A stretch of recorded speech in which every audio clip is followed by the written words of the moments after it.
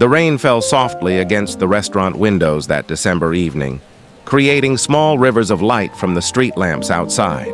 Margaret Clark stood at the entrance of the elegant bistro, her hand gently resting on her son's shoulder.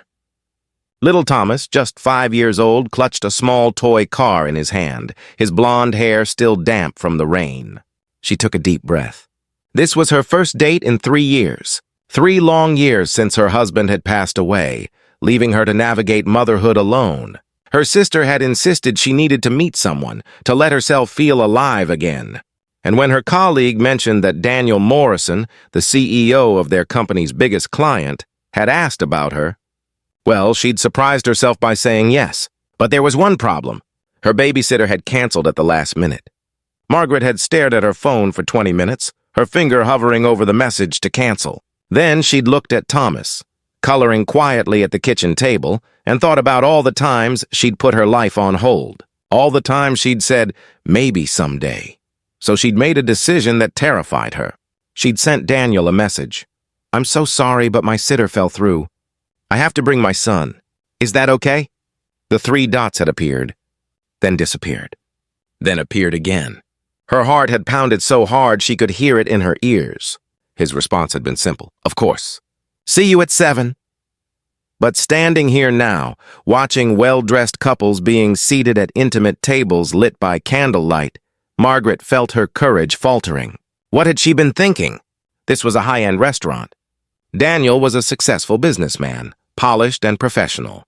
And here she was, in her nicest dress that was probably 5 years out of style, with a kindergartner in tow. Mommy, are we going in? Thomas whispered, looking up at her with his father's gentle eyes. Before she could answer, she saw him. Daniel Morrison stood from a corner table, and Margaret's breath caught. He looked exactly like his photos from the company newsletters. Dark hair, strong features, an expensive suit that fit him perfectly. But it was his expression that surprised her. There was no judgment there, no disappointment. Instead, he smiled and walked toward them with an ease that seemed impossible. Margaret, he said warmly, then looked down. And this must be Thomas. To her astonishment, Daniel knelt down to the boy's eye level, his expensive suit touching the restaurant floor without hesitation. Hi, Thomas, he said gently. I'm Daniel. Is that a race car you've got there? Thomas nodded shyly, holding up the small red car. That's a beauty, Daniel said seriously, examining it with genuine interest. I used to collect cars just like this when I was your age. Do you think he'd like to see the table? I asked them to give us the one by the window. You can watch the rain and the city lights. Something in Margaret's chest loosened as she watched her son's face light up. Daniel stood and gestured toward the table. As they walked, Margaret noticed him signal to a waiter, who nodded and disappeared. When they reached the table, she saw that Daniel had already arranged for a booster seat, and beside her place setting was a child's menu with crayons. I hope this is okay, Daniel said quietly as he helped Thomas into his seat. I called ahead after you texted. I wanted to make sure Thomas would be comfortable. Margaret felt tears prick her eyes, and she blinked them back quickly. You didn't have to do that. I wanted to, Daniel replied simply, pulling out her chair. As they settled in, Margaret watched Daniel engage Thomas in conversation about his favorite colors, his toy cars, his kindergarten class. There was nothing forced about it, nothing performative. He listened to her son's rambling stories about his teacher and his best friend with the same attention he probably gave to million-dollar business deals. When the waiter came, Daniel ordered wine for them and, after consulting with Thomas very seriously, a special chef's choice of chicken fingers and French fries for the boy. The chef makes them special, Daniel told Thomas with a conspiratorial whisper. With a secret ingredient. But I think he might tell you what it is if you ask nicely. As Thomas's food arrived and he began eating happily, Daniel finally turned his full attention to Margaret. Thank you for not canceling, he said softly. Margaret looked at him in surprise. I should be thanking you. I can't believe you. All of this. Margaret. He paused, choosing his words carefully. Can I tell you something? She nodded. I was married once, he began, his voice quiet. Long time ago, we had a daughter, Emma. She would have been about 23 now. The past tense hung in the air. She got sick when she was 6, Daniel continued, his eyes distant. Leukemia. We fought it for 2 years. Every treatment, every possibility.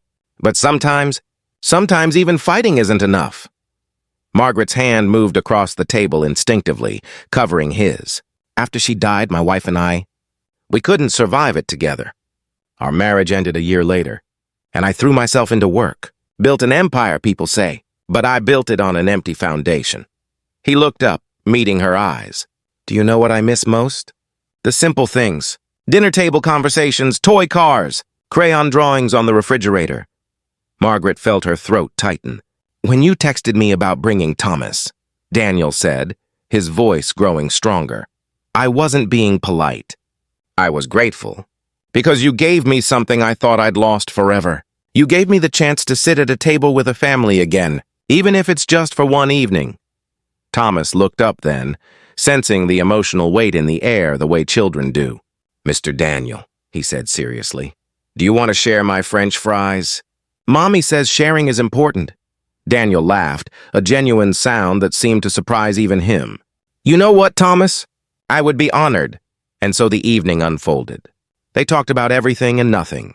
Margaret's work, Daniel's travels, the challenges of single parenthood, the weight of loss, the courage it takes to try again.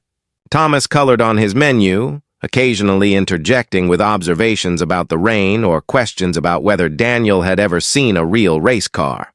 When dessert came, ice cream for Thomas, coffee for them, Daniel pulled out his phone.